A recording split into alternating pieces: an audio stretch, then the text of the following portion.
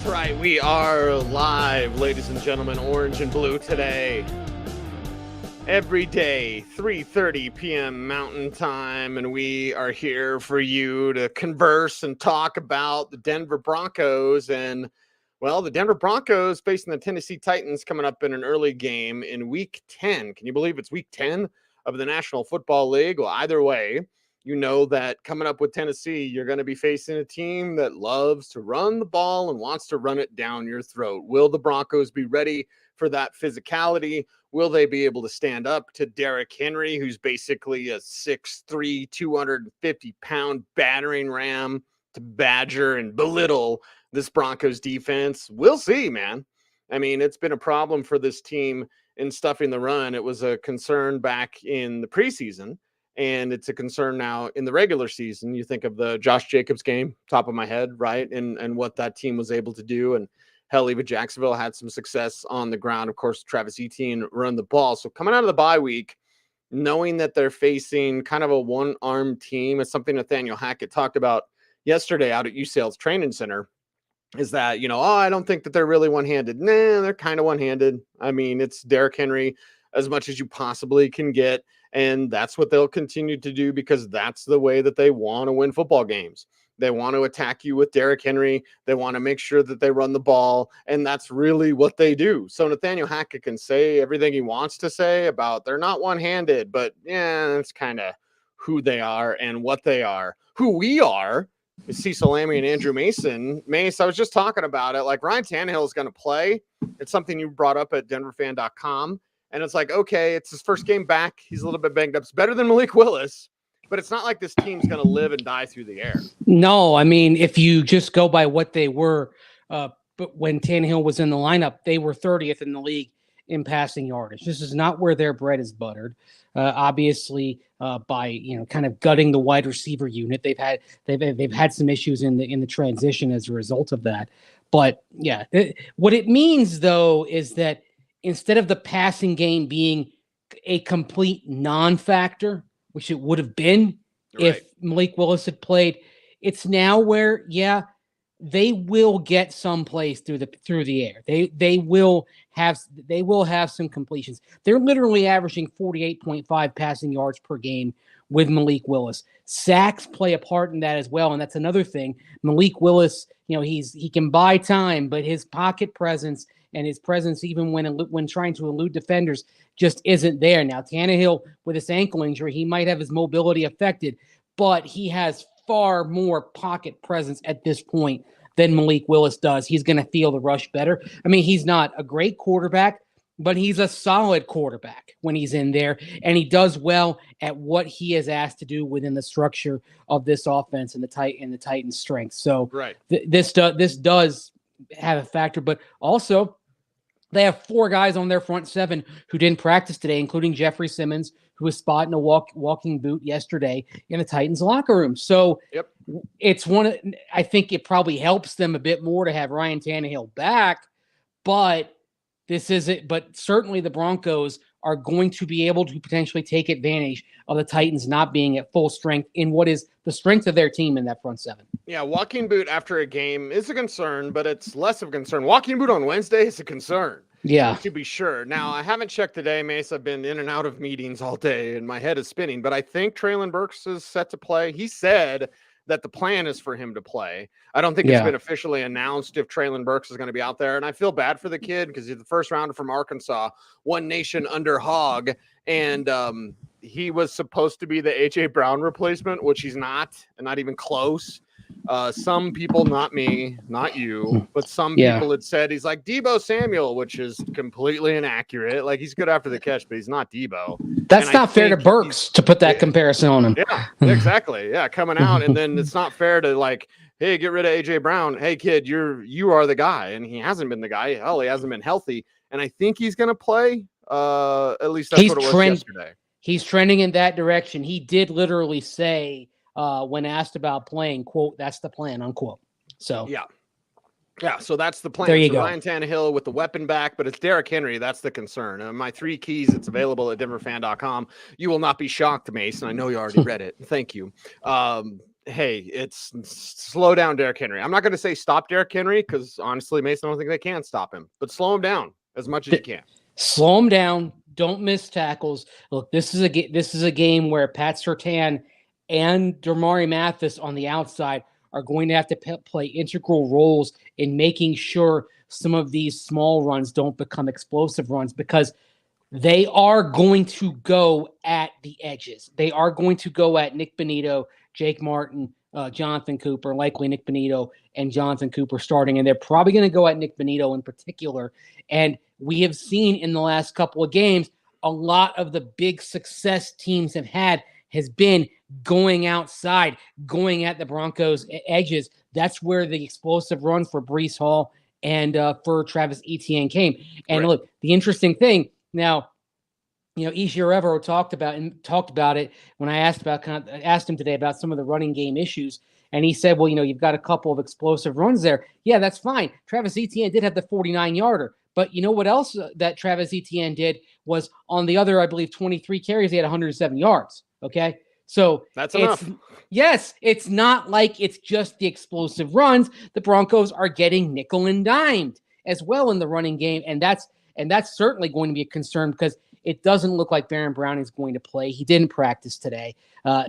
He's considered day-to-day, but if you don't practice Wednesday and Thursday, it's one of those things where it starts to get late early. It's a good sign that Justin Simmons was out there today on a limited basis. That's going to help out, but I'd be surprised if Baron Browning played in this game. And so I think it'll look better next week against the Raiders, but this game, you are really trying to hang on with a duct tape and baling wire solution over on the edge. Yeah, if you're the Broncos, you have to win this one. I wouldn't want to be hyperbolic, but I've heard some of our cohorts.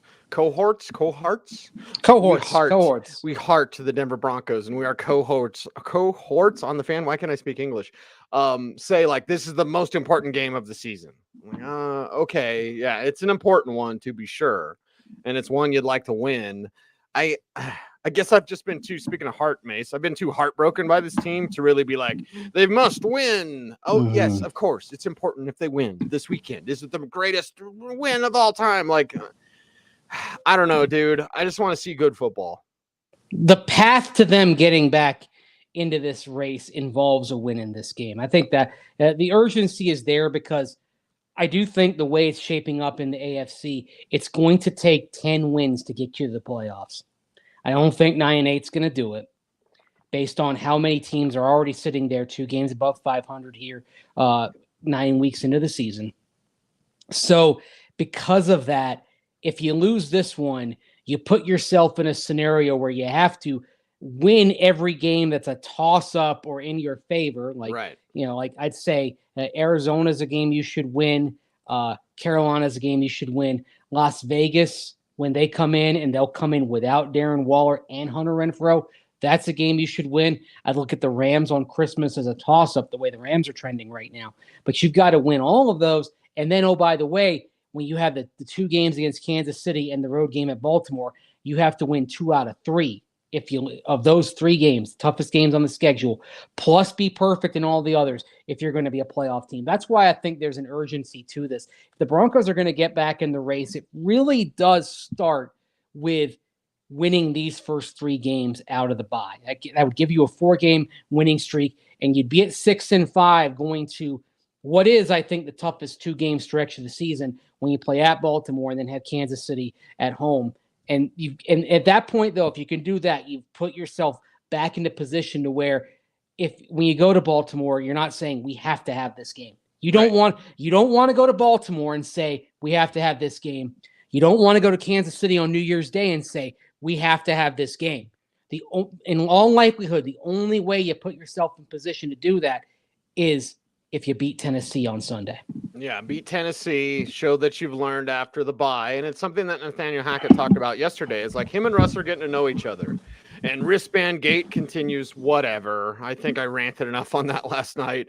If you'd like to rant, Mace, then by all means. But like when Nathaniel Hackett says we're getting to know each other, it's like, yeah, it's like any new relationship. I wish it would have happened a little sooner, but whatever. As long as they've learned and we see growth and we see that learning and that understanding of each other's strengths and weaknesses, That's what I'm hoping for again from the Broncos this week.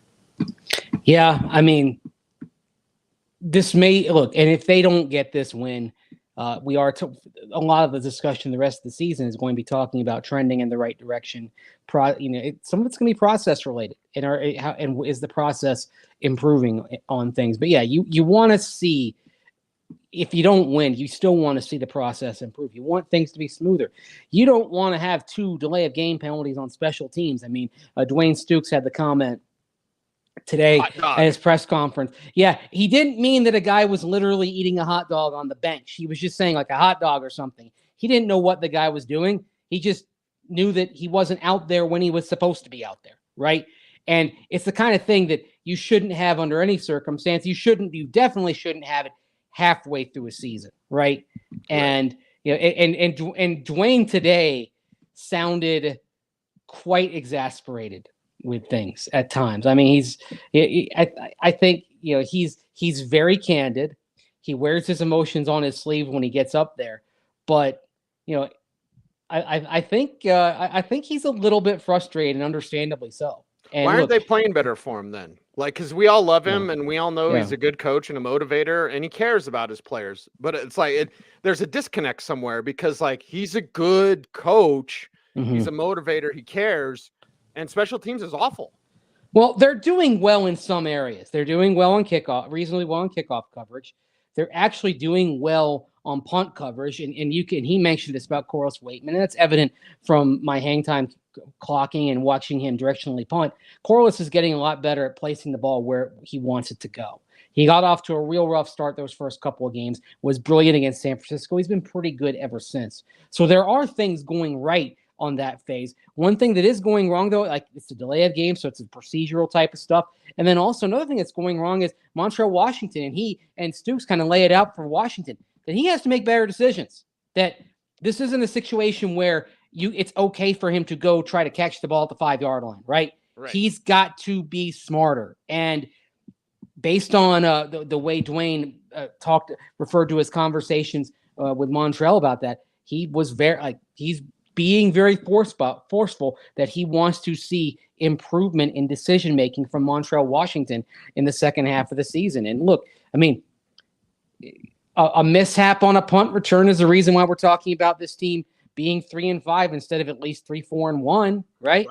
I mean, there are, it really, as frustrating as the season has been, you can point to a lot of individual moments and say, wow, they are that away from beating they're a bad decision on third down away from beating the Colts. They are a mangled punt return away from at least a tie against the Chargers. And this season then looks a heck of a lot different if you are 4-3-1 than sitting at 3-5.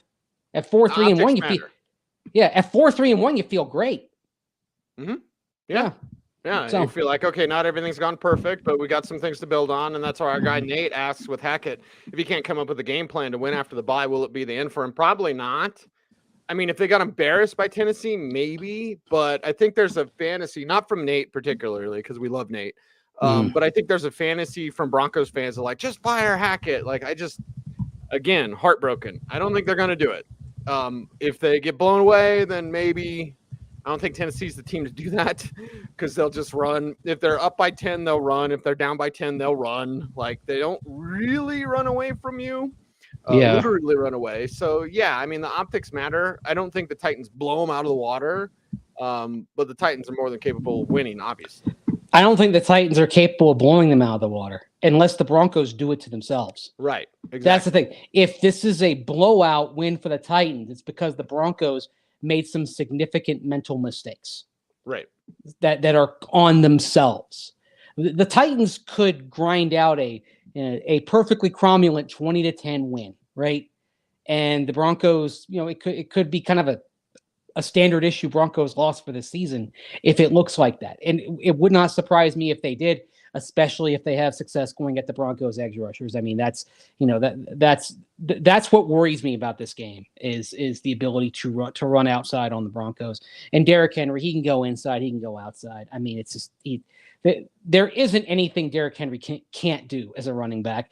And also, to his credit, there isn't a lot that his offensive line can't do in terms of the run blocking aspect of their game. They do great at getting at going downhill and setting things up for Derrick Henry. It's also a team that is that they're very patient too. And so the Broncos, I think one thing they're going to have to do is be patient. Like if Kansas City had been patient last week, Cecil, that would not have been a close game. Right. There were opportunities for the Chiefs to get some yardage early when the Titans dropped back into zone. They were basically they were daring Patrick Mahomes, Andy Reid and company to check down the runs, and they didn't do it. Okay, so they will give you something, and especially if their front seven ends up missing 3 or 4 guys because of injuries in this game, they'll probably give you a bit more. But you have to be patient enough to take it, and even though it's not going to be spectacular, and maybe without KJ Hamler, it does force the Broncos to kind of force things back and off the throttle and just try to pound away at the Titans. And maybe this is like a game that's 6-6 going into the fourth quarter. But if the Broncos have been kind of, jabbing, then they get some bigger runs and they get the play action game going for an explosive pass or two. And all of a sudden they're in position to win the game. If they are patient, I'll actually feel good if they're either tied or behind by a score going into the fourth quarter, because I think that will have them in ideal position to take the game at the end. But they can't. But they have to accept what the Titans do give them, and that means that means you can't be cute in this game. Right. And can Nathaniel Hackett, can he not be cute in this game? There were some indications with the way they managed the red zone in against Jacksonville in London. There were indications that he was starting to get wise on these things. And so, but does he have patience, or does he try to prove he's the smartest guy in the room? Just ask him, because I think Tennessee, even in a loss, and it was an overtime loss, they showed you how to beat Kansas City. You don't go after Kansas City and you go after Pat Mahomes and you blitz him and you attack him and no, you give him the run. Their running backs, including my guy Isaiah Pacheco, their starter, their 3 running backs combined 12 carries for 14 yards. They just didn't run, and Mahomes was the leading rusher with 63 yards. They just don't run the ball. They don't want to run the ball. And the Tennessee, this happens a lot. Years ago, it happened with John Kitna in week 16 of the NFL season against the Pittsburgh Steelers. It was before Super Bowl 36, Mace. Yeah. John Kitna went out there in a meaningless game for the Bengals, torched the Steelers defense through the air, spread them out 5 wide, torched them. Guess what Bill Belichick did when he saw that team? He's like, oh, I know how to be. And that was the Steelers defense that was brutal. They would get after you. So every once in a while, if you're watching and if you're paying attention, somebody will figure it out. Now, it didn't lead to a win for Tennessee, but that was a win. That was a game between those two teams, very significant in the AFC, because it's who's keeping up with Buffalo. Tennessee wins that game, they're right there with Buffalo. Yeah. Exactly. I mean, it's baffling. Another thing kind of on the Chiefs to look at, because I thought you made an interesting point there. This is a team that it's baffling to me, that they don't take what's there, because you go back when they first got Clyde Edwards-Helaire in there, teams were daring him to run back in 2020, and they did, and they had some success. But gradually they forgot about that. Now we've seen it from the Titans, and we've seen it from the Bengals in the AFC Championship game. The secret should be out on Kansas City. Drop into zones and rush 3, right? That's the kryptonite, because it's the kryptonite until they actually say, oh, they're daring us to run. Let's run. But they're so impatient. But the Chiefs, for whatever reason, have this impatience about them. It'll be their downfall if they don't fix that tendency. Mahomes has impatience. As great as Patrick Mahomes is, he's always had that impatience. And hell, Josh Allen does too. Where it's Russell Wilson has some impatience at times. So I got to do it. It's on me. It's no. If it's organic, and another thing I wrote about in the 3 keys is protect Russell Wilson from himself. Yeah. Because if it's organic, there will be moments, and this is what's so great about football is they battle and battle and battle, and there's a couple of fulcrums. There's a couple of key moments in every game. And when that moment arises, a quarterback like Russell Wilson, like Josh Allen, like Patrick Mahomes, those guys can make those difference-making plays. You can't force it. You can't just, now I got to do it. No. There'll be a moment where you have to do it. There will. but it must come organically. And Mahomes tries to force it. Allen tries to force it. And hell, even Russell Wilson at times tries to force it. It's an arrogance, right? I mean, sometimes you just have to take what's there. I mean, you mentioned Bill Belichick and Tom. I'll say this for Tom Brady: the genius of Tom Brady within that scheme is that he was willing to go along with not forcing it. Right? That's when he was in New England. It was one of the things that separated him. Hey, who cares if you're only throwing for 140 yards? Are you winning? I mean, one thing I can say about the Titans that is to their credit is they do just take what you give them, and that's it. There's obviously not a lot of ego when you got Ryan Tannehill at quarterback, but this is not a team that they don't believe in trying to win a certain way. They simply believe in winning. And that's why since Tannehill came into the lineup, even though he is just an okay quarterback, he's very mid as an NFL starting quarterback.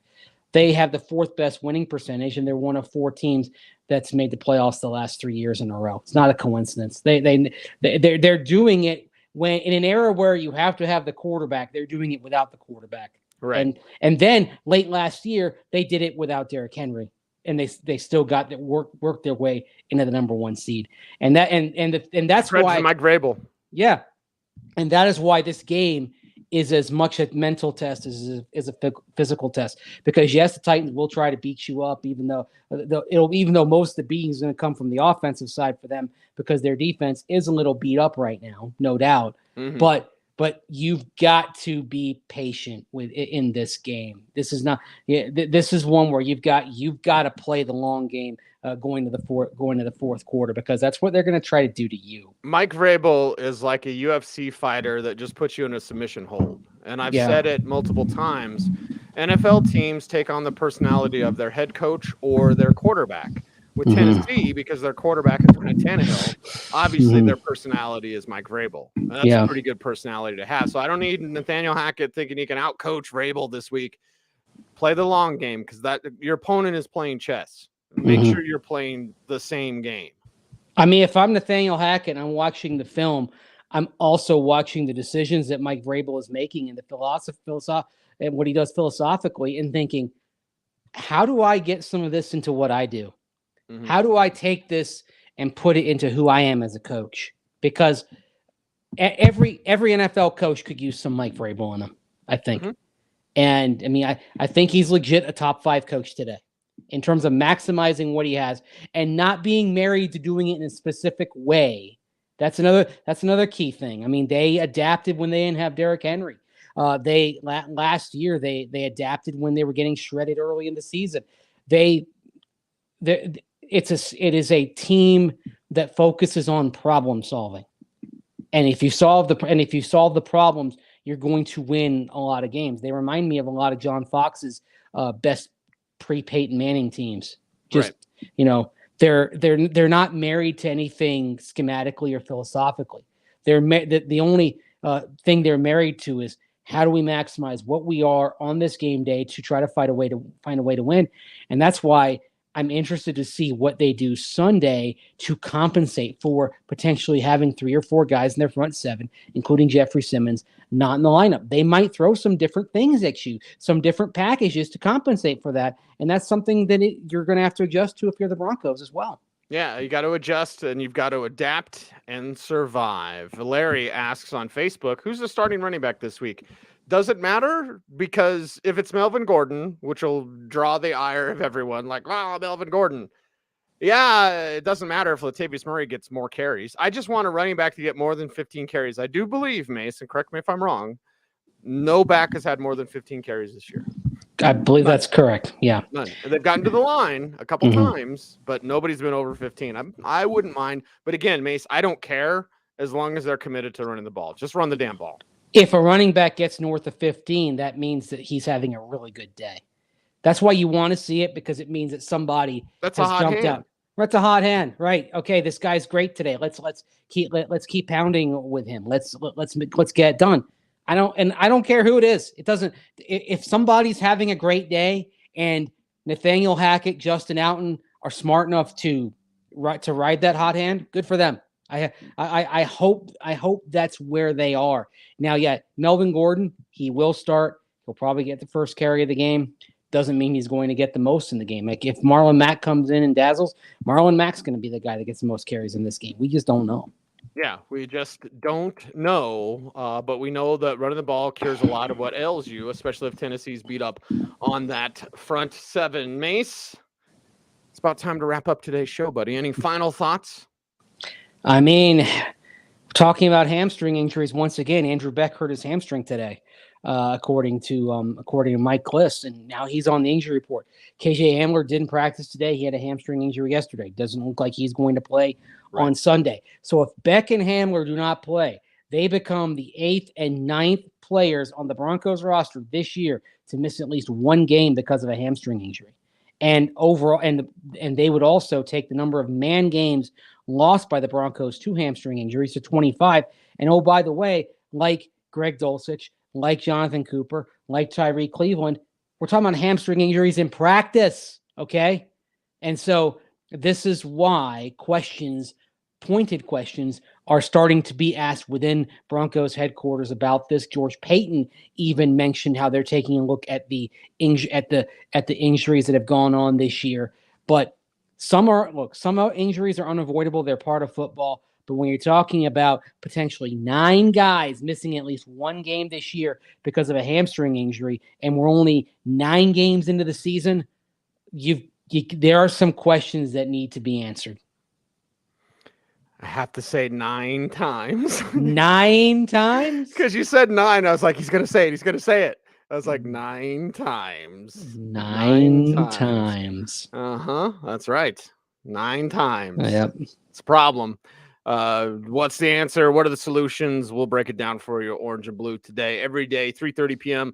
Mountain Time, right here on our YouTube and Facebook and Twitter pages for DenverFan.com. He is Andrew Mason. You follow him at Mace Denver. I am at Cecil Lammey, saying thanks very much for watching, everyone. Thanks for tuning in. We appreciate you much. Stay tuned. And as always, please stay frosty.